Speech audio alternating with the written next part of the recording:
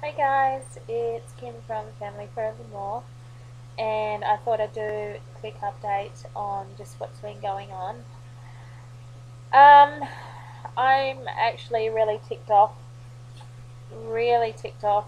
I'm really pissed off actually, really angry.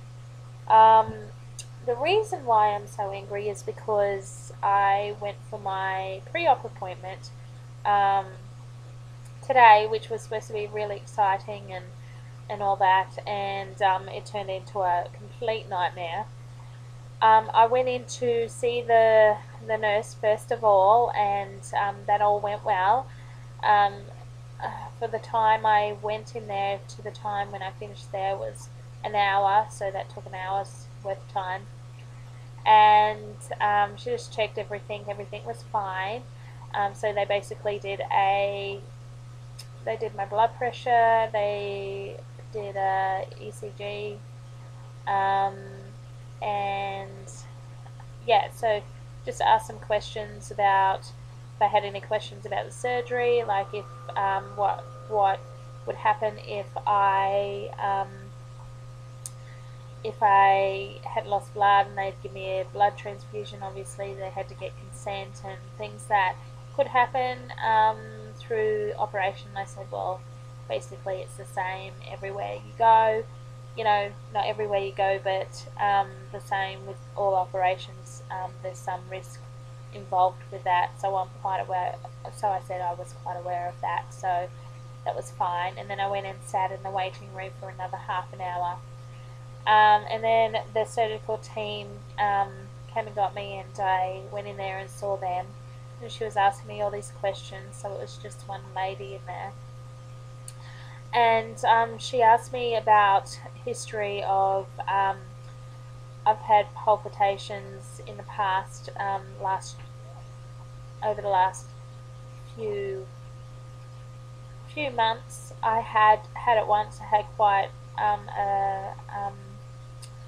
like I was having my heart rate would start racing and everything like that, and I had high blood pressure, and my doctor was really concerned. So he sent me into hospital, and I was there for overnight. And then I'd been having, like last year, I was having headaches and my eyesight and all that. So there was a few different things that they were concerned about. So she had to ring the anaesthetist just to get clearance to say everything was okay, and then he basically said that I couldn't be cleared for surgery until he saw me and we got down to the bottom of things. So I left there, as you can imagine, quite bewildered and uh, quite ticked off. I got back to work, and I was there for a period of probably 2 hours all up. I got into work, and I was just really concerned about what was happening, because I was supposed to start on my shakes and everything this week on Friday.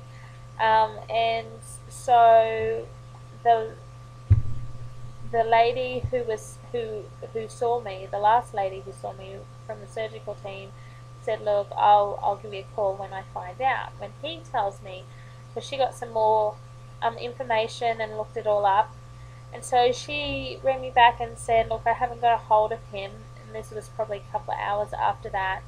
Said, "I haven't got a hold of the anaesthetist, but I will let you know. But it all looks pretty good to me." And so I was thinking, okay, it should be fine and everything's fine.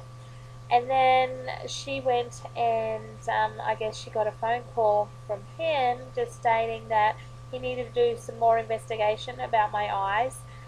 And because I had told her that everything's actually fine. I had this incident. I think it was stress related. Same with my heart palpitations, because I have had previously. I have had quite bad um, like panic attacks, but these palpitations weren't like that. They were different. I don't know, in some way they were different. Anyway, so he basically said that I needed to come and see him and that I needed clearance before they would do my operation. So then Kate Berringen, which is the she's also, you know, she basically said that I couldn't have my operation until I got clearance. So I have to wait to get an appointment to go and see him to give me so then he can do his investigation before I can have clearance to go and have my operation. So I've got to wait for all that. So I mean, that could take, I don't know, that could take like 2 months. It could take 3 months. I don't think it will take that long. But you can imagine how frustrating and how just infuriating it is. Just, I mean, I look like, this is how I look. I'm just so pissed off. Just just the fact that I have had to go through all this rigmarole to have my operation, and I swear, I know it's worth it. I understand that, but it's just, if I wasn't stressed before, I'm really stressed now. You know, I'm just so angry at the fact that I've had to endure all this all this crap that goes along with just getting clearance. And I understand what they're saying, that we need clearance because obviously they don't want something to happen while I'm on the operating table. I understand that. It's just the whole situation just really, really ticks me off. And I'm not blaming anyone per se, but I'm actually with Kate Berringen, the lady.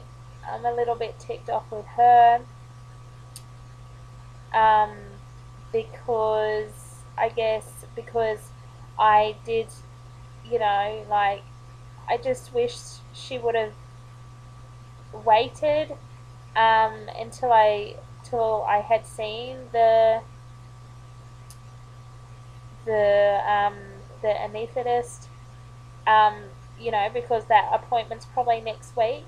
I mean, she could have waited. I could have gone on Optifast. She could have waited until I saw him to go, okay, I'm going to, I'm fine to go for surgery, and then make her decision then, rather than just take me off the list, off my operation, which she's done, and she hasn't even given me any time to be able to go and see them. She's just taken me off. So after I get clearance, I'm probably going to have to wait. I'm probably going to have to wait another 3 or 4 weeks before I can get back on the list, which just really irritates me. And so that to me is, I feel what she's done is a little bit unfair. She could have waited, could have waited a week before she made that decision, but she didn't. She's just taken me off the list. So yeah, I'm not a really happy camper at the moment. So that's basically what's going on with me. And anyway, I'm gonna go and just veg out at home and just try and relax. So I'm sorry for the downer video. I'm really sorry. I guess I just had to tell you guys what's going on. So I will see you guys later. Bye.